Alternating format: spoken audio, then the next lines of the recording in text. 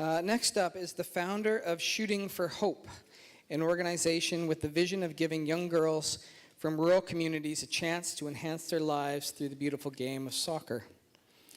Continues to see the benefits this can bring to their lives as adults. Their program aspires to build confidence in young girls and teach them with a little bit of work you can achieve your dreams.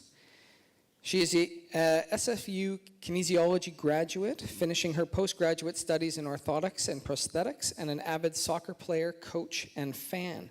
She is a recipient of the Queen's Diamond Jubilee Medal and an award from the World Sikh Organization. Please welcome Jhaj.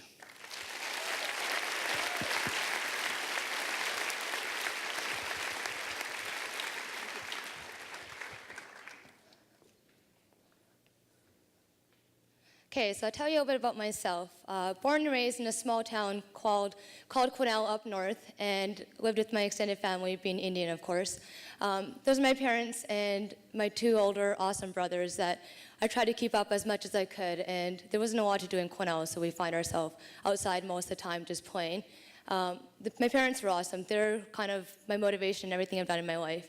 When my mom got the chance to make me look like a girl, she forced me into dresses and put my hair in pigtails. But if you ask her how many kids she had, she'd say 3 boys. I was a tomboy at heart. I couldn't help it. She's proud of me now, though. I've come a long ways. And so at a young age, I knew that soccer was a big part of my life, especially when I was 5 years old. The bottom left and broke my arm, convinced my mom to strap my arm to my chest, throw a jersey on, and continue to play. It didn't help that I was one of 2 girls on an all-boys team, the other being the coach's daughter, and re-broke my arm when my own teammate kicked the ball at my arm. Fail. But that didn't stop me from playing soccer. My passion only grew from there. I remember in grade 4 at my elementary school, we used to write what our goals were. And when I grew up, I said I wanted to be a scientist, which definitely didn't work. But I wanted to share soccer. And I think fast forward to 2011 is when it all came possible.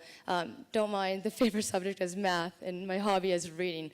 My parents really enforced school, but this is where my dream became a reality. This is in a rural area in Punjab, which is in India, and the village is called Orkala.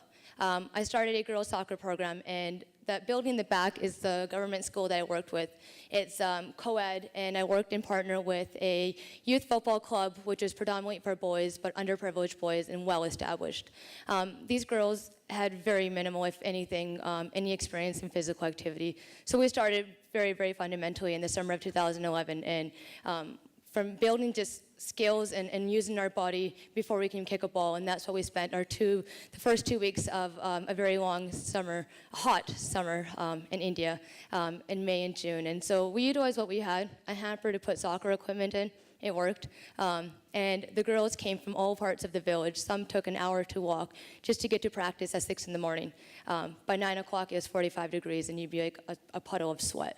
And they had to go to school at 8. So we'd train from 6 to 8, and it was pretty incredible how much it meant to them to just come and play soccer. Some didn't have footwear, but that didn't stop them from playing soccer. And that was something that we shared in common, I guess. Nothing really stopped you when you got a chance to play. They showed a lot of determination, a lot of passion that I've never seen before in my life. And it's when you're given a chance to do anything, you'll do whatever it takes to keep that. That's my mom in the blue. Her knowledge about soccer consists of kicking the ball in the opposing team's net, and that's about it. So she'd walk around the field with her hands behind her back, showing the girls how to kick a ball using the toe, of course. And I'm like looking at her saying, "Mom, no." But she gave me the look like, you know better not to say anything. So I just stayed quiet and let her do her thing. And I think the girls catched on really quick, and they would just say, "Yeah, yes, coach." The girls, like I said, I've gone there 3 times in the past 2 years, and I learned better to go in the winter than the summer. And so I usually go in December, January, and we have over 60 girls currently playing in the village. And this is a brand new project ever started. Letting girls play soccer, it's quite a bizarre story, and that's what one of the papers said.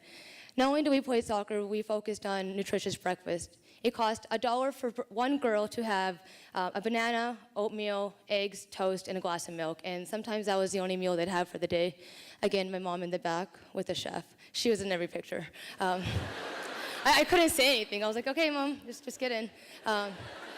So not only did we just focus on soccer, we worked on workshops on self-esteem and being confident. A lot of people donated tons of stuff, and this is from one of the donations, was a workbook, so they the basic skills of soccer off the field as well. And they really, really enjoyed it. When they weren't outside playing, they had something else to do. And this is my best friend, Conchetta D'Amato.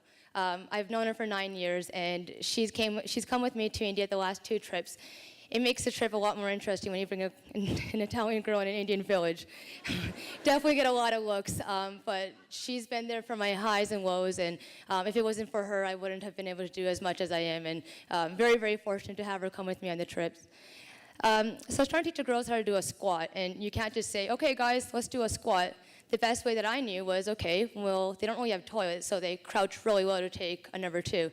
So I'm like, just pretend you're going to the washroom, like get really, really low. It took them about like a day to kind of stop being embarrassed and laughing, and then they finally would kind of go down and stop and go lower. After a week, they finally made it to the full stage of a squat. I started a new project in a new school just this past December and January with an all-girls school. So we have two classes, grade 5s and 6s, and this school is even in worse condition than the other school that we were at. And these girls barely get a meal a day, and they come to school if they get the chance. But again, they don't even have shoes. So we were able to buy 80 pairs of shoes and provide the girls shoes in that school. They're your knockoff versions of Converse. But the best part was the next day they'd come with their little Nike checks and Adidas on it. And one girl took it too far, put Nike, Puma, Reebok, and Adidas on it. I was like, okay, doesn't mean it's worth more, but hey, good for you. These 2 here are originally from Nepal, and they've changed my life. That's Radha on the right, and that's Sagar on the left. She's 7, and he's 6. Their dad's an abusive alcoholic, and their mom makes ends meet the best she could. I met them the first time when I went in 2011 with my parents, when they both came with me, and they're really shy, abused, just very sad children. But the last 2 times that I went, Conchetta and I were able to put them in school, pay for their schooling. They now can read and write. When I went there last time, they were able to write our names and read a book, and they come a long ways. And they say I've changed their life. They've changed my life just as much. The most amazing angels I've ever met in my entire life. So again, we would try to make the girls feel as much as the team as they could, provide them jerseys, cleats, whatever we can collect from here in terms of donations, and go there. And they loved it. They were in an environment where they can be themselves, have no constraints, and just be happy. And I think that's what they really wanted, to be confident and know that they have a value and that they can do whatever they want in their life. Soccer helped me in my life become the person that I am, and I wanted to share that gift. These are just 2 of the teams that Shooting for Hope was able to work with, and we have 3 programs that now currently run with teachers that we hired are all females, and the goal is just to empower these girls and tell them that with a little bit of work you can really achieve your dreams like I am. Thank you.